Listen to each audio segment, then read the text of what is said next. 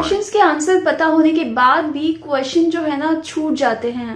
हम क्वेश्चन सारे के सारे अटेम्प्ट नहीं कर पाते। लास्ट वाले क्वेश्चन पे ना जितना टाइम देना चाहिए था उतना टाइम मैं नहीं दे पाई एंड आई नो उसके मुझे बहुत कम मार्क्स मिलने वाले हैं। मैंने ना स्टार्टिंग के क्वेश्चंस पे इतने ज्यादा टाइम स्पेंड कर दिए ना कि लास्ट के क्वेश्चन जो है ना उनको करने के लिए टाइम ही नहीं बचा। इतना अच्छा होता ना जिन क्वेश्चंस के आंसर हमें नहीं आते या थोड़े बहुत आते हैं उनके भी हमें अच्छे खासे मार्क्स मिल जाए। काश पेपर लिखने का एक और चांस मिल जाता ना तो मैं इस बार पूरे के पूरे आंसर्स करेक्ट लिखती। अब पेपर लिखने का चांस तो आपको दोबारा नहीं मिल सकता बट आपको कुछ चीजें पता हो सकती हैं जिससे ये वाली जो सिचुएशन है ना वो आने ही ना पाए। आप एग्जाम दो और फुल सेटिस्फाइड हो जाओ कि हाँ मैंने अपना 100% दिया है। Hello and welcome back to my channel, this is Pragya and you watching the glam hacks. जैसे कि ट्रेलर से और थंबनेल से आपको पता चल गया है कि ये वीडियो किस बारे में है, नहीं समझ में आया। So this video is about how to manage time during the exam. So जब आप एग्जाम हॉल में बैठे होते हो आपके पास बहुत कम टाइम होता है बट इसकी सबसे अच्छी बात क्या है कि आपको पता होता है कि आपके पास कितना टाइम है। उसी टाइम को आपको कैसे मैनेज करना है, कैसे अपने सारे के सारे क्वेश्चंस को अटेम्प्ट करना है, सब कुछ अच्छे से मैनेज करके अगर चलोगे तो सारे क्वेश्चन सॉल्व हो जाएंगे बहुत अच्छे तरीके से। सो इस वीडियो में मैंने बहुत सारे टिप्स एंड ट्रिक्स बताए हुए हैं जिससे आप अपने टाइम को बहुत अच्छे तरीके से मैनेज कर सकते हो। एंड ट्रस्ट मी, अगर आपने ये वीडियो पूरी देख ली ना तो आपको कोई डाउट ही नहीं रह जाएगा कि कैसे टाइम मैनेज करें। आपको बहुत अच्छे से आ जाएगा टाइम मैनेज करना। And let's start the video.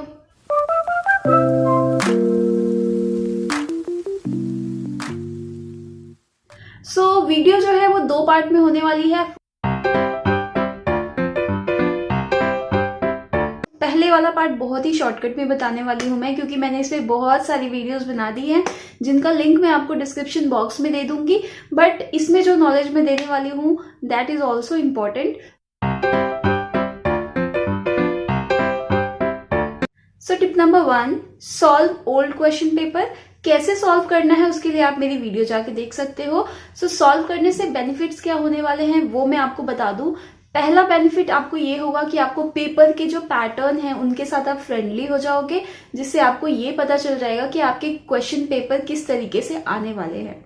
Second benefit ये होगा कि आपकी जो लिखने की स्पीड है वो बहुत अच्छी होती जाएगी, क्योंकि जब हम अचानक से पेपर में 2 घंटे 3 घंटे बैठ के लिख रहे होते हैं तो हमारे हाथ दुखने लग जाते हैं और आधी तो प्रॉब्लम उसकी वजह से ही हो जाती है जिसमें कि हम स्पीड नहीं पकड़ पाते और हम अपने आंसर्स को पूरा नहीं कर पाते। So this is second point. And third point is कि जो भी करेक्शंस करने होंगे वो आप खुद कर पाओगे। आपको मार्किंग के टाइम पे जो एग्जामिनर करेक्ट करते हैं, जैसे उसमें बहुत सारे ग्रामर मिस्टेक हो सकते हैं, राइटिंग में कुछ मिस्टेक हो सकती है, तो वो सारी चीजें आप पहले से कर सकते हो और उसे खुद करेक्ट कर सकते हो, जिससे आपको पता चलेगा कि आपके अंदर क्या कमी है जिसे आपको इम्प्रूव करना है। एंड सेकेंड थिंग कि आपके पास होनी चाहिए इनफ स्टेशनरीज। आई नो ये थोड़ा सा किडिश लग रहा होगा but this is very true, क्योंकि जब आप एग्जाम हॉल में जाते हो तो आपके पास स्टेशनरीज जो है वो एक्स्ट्रा होनी चाहिए। लाइक आपके पास पेंसिल्स एक की बजाय 2 4 6 रख लो, जिनको पहले से आप शार्प करके रखो, जिससे कि पेपर के टाइम पे उन्हें शार्प करने में इन सब चीजों में आपका ज्यादा टाइम वेस्ट ना हो। पेन एक्स्ट्रा रखने हैं आपको हमेशा, क्योंकि आप पेन से लिख रहे होते हो और कई बार पेन बीच में अटक जाता है या किसी वजह से उसका इंक फ्लो हो जाए, बहुत सारी प्रॉब्लम्स आती हैं, या गुम हो जाए, तो इसलिए आपको अपने पास एक्स्ट्रा पेन भी रखने हैं। साथ ही साथ एग्जाम हॉल में आपको क्या क्या रख के लेके जाना है उसके ऊपर भी मैंने एक वीडियो बनाई हुई है, what should be in my exam bag. So वो वीडियो भी आप जाके देख सकते हो। सो फर्स्ट पार्ट यहाँ पे खत्म होता है, आते हैं सेकेंड पार्ट पे। फर्स्ट जो टिप है वो ये है कि जब आप एग्जाम में बैठते हो ना तो सबसे पहले आपको क्या करना है, आप क्वेश्चन पेपर मिलने से पहले आपको मिलती है कॉपी। सो उस कॉपी को क्या करना होता है, क्योंकि आपके पास 5 to 10 मिनट्स होते हैं जब वो कॉपी आपको मिलती है, तो सबसे पहले तो उस कॉपी को अच्छे तरीके से पढ़ना है, करेक्ट चीजें भरनी है एंड अपने टीचर से हमेशा गाइडेंस ले लेनी है अगर आपको कुछ समझ में ना आए कि कहाँ पे कौन सी चीज फिल करनी है। So you can ask to your teacher and बिल्कुल अच्छे तरीके से अपने नाम, अपना रोल नंबर, अपना सब्जेक्ट, सारी चीजों को आपको फिल करना है।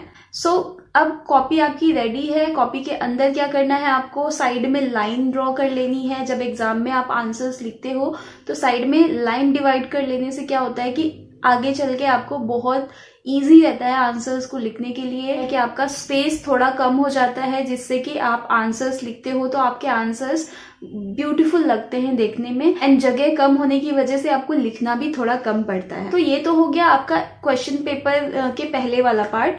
जब क्वेश्चन पेपर के पहले आपने ये सब कर लिया, अब आते हैं क्वेश्चन पेपर पे। सो टिप नंबर 2 इज कि क्वेश्चन पेपर जो है उसे आपको बहुत अच्छे से पढ़ना है।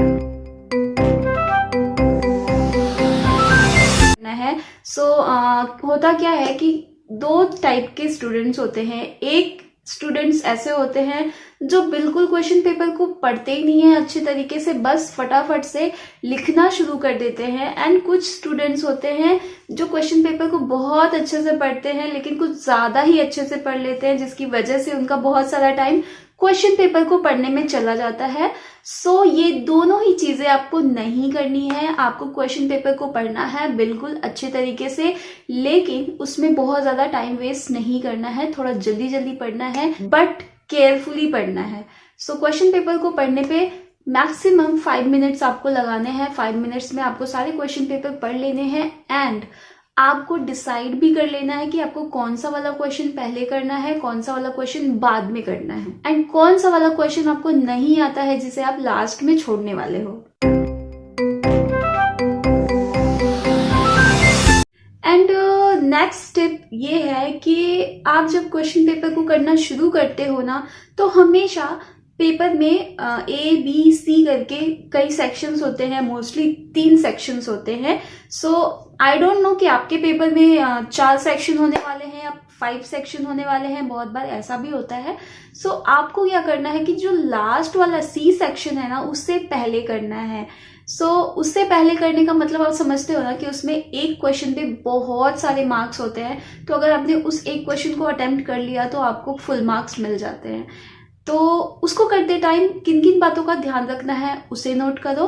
फर्स्ट, कि आपको उसमें भी जो क्वेश्चंस आते हैं उन्हें पहले करना है। क्वेश्चन लिखने पे आपको जोर नहीं देना है, सिर्फ आंसर लिखना है और क्वेश्चन का जो है नंबर हमेशा उस आंसर के पहले लिखना है कि क्वेश्चन नंबर 5 का आंसर ये है, क्वेश्चन नंबर 6 का आंसर ये है, क्वेश्चन नंबर 7 का आंसर ये है। इस तरीके से करके आपको आंसर्स लिखने हैं। कभी भी क्वेश्चन लिखने पे टाइम वेस्ट मत करना, क्योंकि बहुत सारे स्टूडेंट ये गलती करते हैं कि वो आंसर के साथ साथ क्वेश्चन भी लिखने लग जाते हैं। क्वेश्चन जो है वो एग्जामिनर के पास होते हैं, सो उन्हें क्वेश्चन पढ़ने की कोई जरूरत नहीं है, वो सिर्फ और सिर्फ आपका आंसर पढ़ते हैं।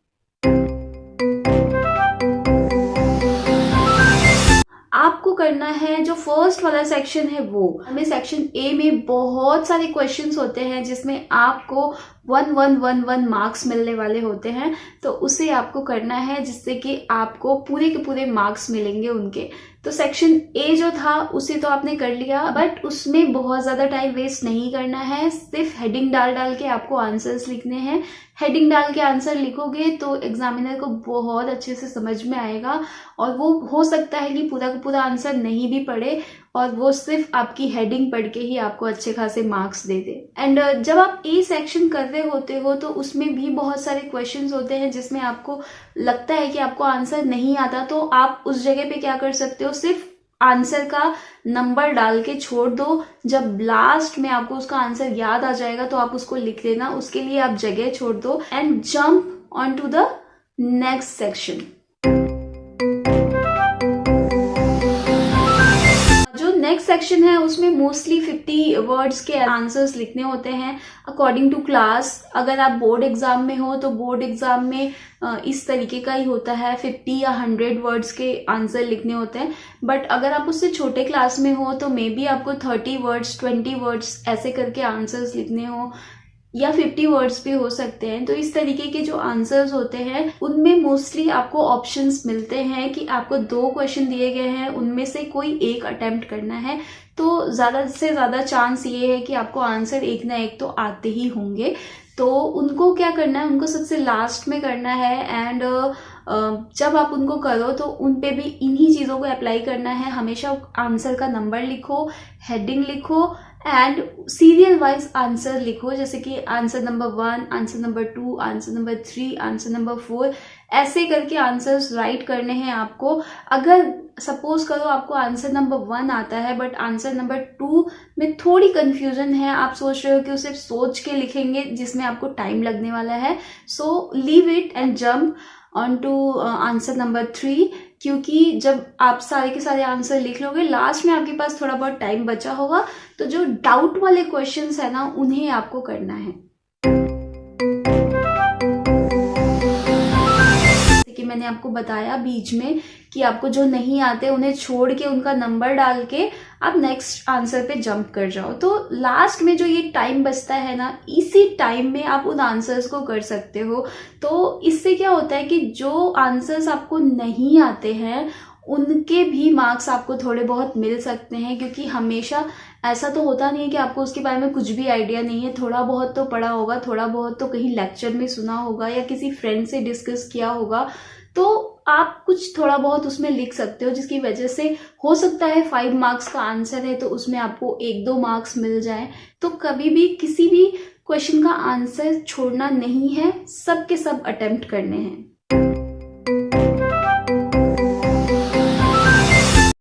सबसे लास्ट में आता है आपका रिव्यू। तो उसमें क्या करना है कि लास्ट का 15 मिनट आप बचा के रखो और उस 15 मिनट में या 10 मिनट में जितना भी टाइम आपके पास बच जाए उसमें आपको क्वेश्चन आंसर जो लिखे हैं आपने उनको अच्छे तरीके से देखना है कि आपने कौन सा लिखा है, कौन सा छोड़ा है। एंड आप सबको, चाहे आपके एग्जाम आने वाले हैं चाहे आपके एग्जाम हो चुके हैं, best of luck for your future. If you like my video don't forget to subscribe and press the bell icon and give me a thumbs up. See you in the next video. Till then, bye bye and take care.